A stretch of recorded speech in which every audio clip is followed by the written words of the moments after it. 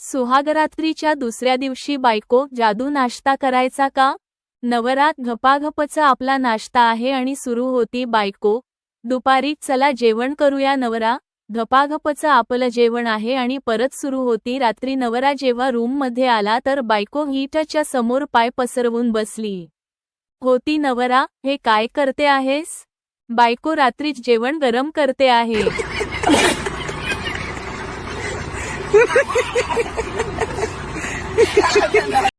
लोक बोलतील असं कर तसं कर, पण तुम्ही येड्यागतच करायचं.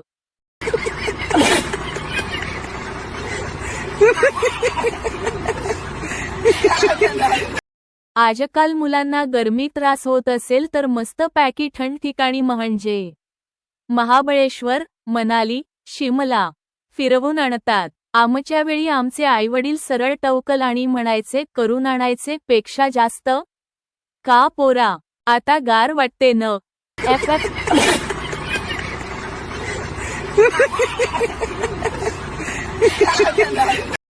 आजच्या धकाधकीच्या जीवनात एक कस्टमर केअरवाली मुलगीच आहे जी गरीब माणसालाही इज्जतने बोलून VIP वाली फिलिंग देते.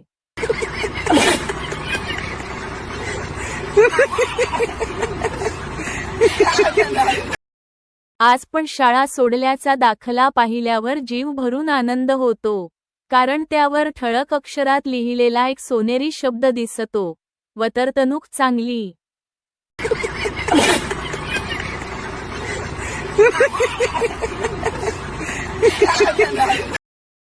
जावई, सासऱ्यांच्या फोनवर तुमची मुलगी माझ्याकडून सर्व कामे करून घेते, तिला समजावून सांगा.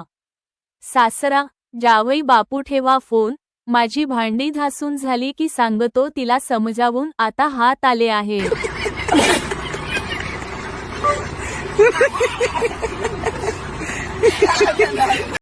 कॅल्शियमची गोळी हातातून खाली पडली आणि तिचे 2 तुकडे झाले. पोटात जाऊन काय कप्पाळ हाडं मजबूत करणार तीर्थरूप.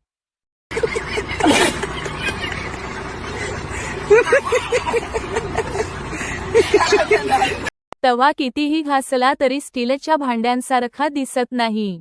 नोट, याचा ब्युटी पार्लरशी काहीही संबंध नाही.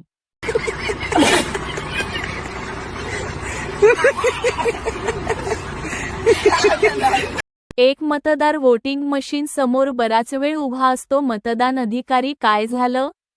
मतदार, रात्री कुणी पाजली त्याचं नावच आठवत नाहीये.